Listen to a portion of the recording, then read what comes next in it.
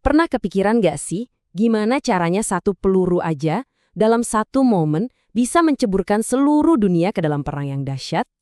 Nah, hari ini kita bakal telusuri jejaknya dan lihat gimana domino-domino itu akhirnya jatuh satu persatu. Ini nih pertanyaan kuncinya. Bukan cuma Kairo yang terjadi, tapi gimana caranya satu insiden lokal bisa meledak jadi konflik global pertama dalam sejarah manusia. Yuk kita bedah. Semuanya berawal di satu kota, pada satu hari yang menentukan. Cuma butuh satu tindakan kekerasan yang mengubah dunia selamanya. Nah, ini dia percikannya. Tanggal 28 Juni 1914, Archduke Franz Ferdinand, orang yang bakal jadi kaisar dari Kekaisaran Austro-Hungaria yang super besar, dibunuh bareng istrinya, Sophie, di jalanan Sarajevo. Pelakunya, seorang nasionalis Serbia bernama Gavrilo Princip. Sebuah serangan yang diarahkan langsung ke jantung kekaisaran. Tapi, yang penting banget buat dipahami ya, pembunuhan ini cuma katalisnya. Ibaratnya ini cuma korek api yang dilempar ke tumpukan kayu bakar yang emang udah kering kerontang dan siap terbakar bertahun-tahun lamanya. Dan begitu apinya nyala, wah reaksinya cepet banget dan gak bisa dihindari lagi. Efek domino diplomatik dan militer yang mengerikan pun dimulai.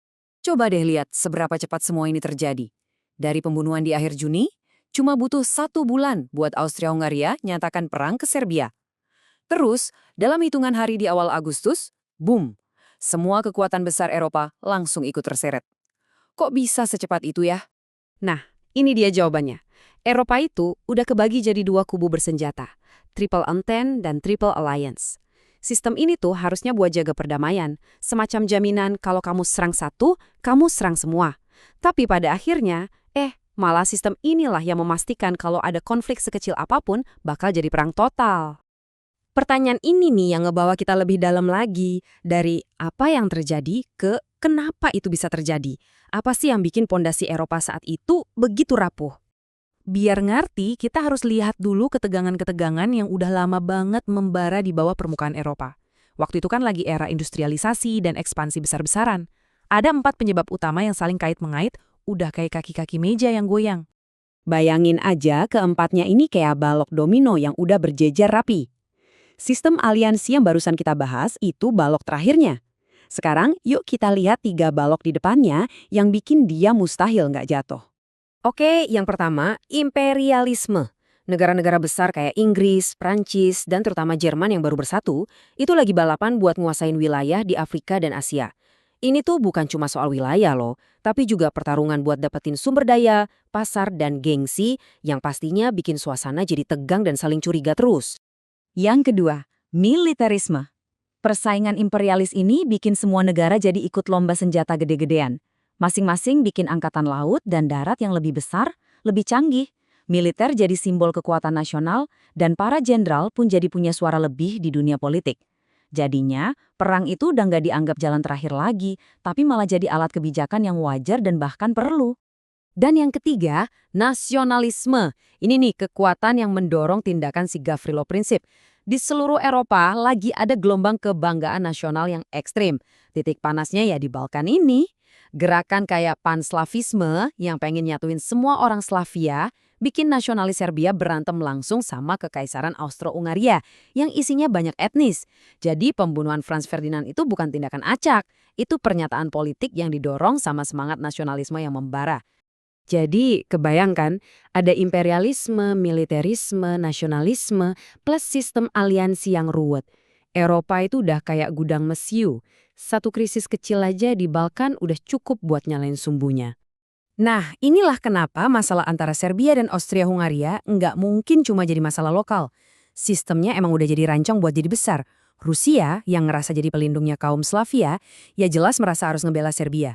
Jerman, sebagai sekutu setia Austria-Hungaria, juga ngerasa wajib buat mendukung mereka. Begitu aja terus, Prancis dan Inggris pun ikut terseret sama rantai aliansi mereka sendiri. Nggak ada yang bisa mundur. Dan konflik ini nggak berhenti di Eropa aja. Kekaisaran-kekaisaran kolonial ini kan narik sumber daya dan tentara dari seluruh dunia. Akhirnya, negara-negara kayak Kekaisaran Jepang yang pengen memperluas pengaruhnya di Asia dan Amerika Serikat yang diprovokasi sama serangan Jerman ikut gabung. Nah, disinilah momennya. Perang ini benar-benar jadi perang dunia yang pertama.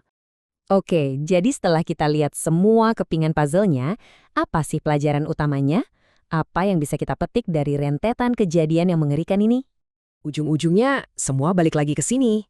Satu pembunuhan, satu percikan api, satu balok domino yang jatuh, cuma itu yang dibutuhkan untuk meruntuhkan seluruh sistem yang emang udah di bawah tekanan luar biasa. Ini dia pelajaran besarnya. Ketika sebuah sistem global jadi begitu kompleks dan saling nyambung, sistem itu juga jadi rapuh banget. Semua tuh nyambung kayak roda gigi. Satu titik lemah, satu roda gigi yang retak bisa memicu keruntuhan berantai dengan akibat yang nggak pernah kita bayangin. Dan ini ngebawa kita ke pertanyaan terakhir.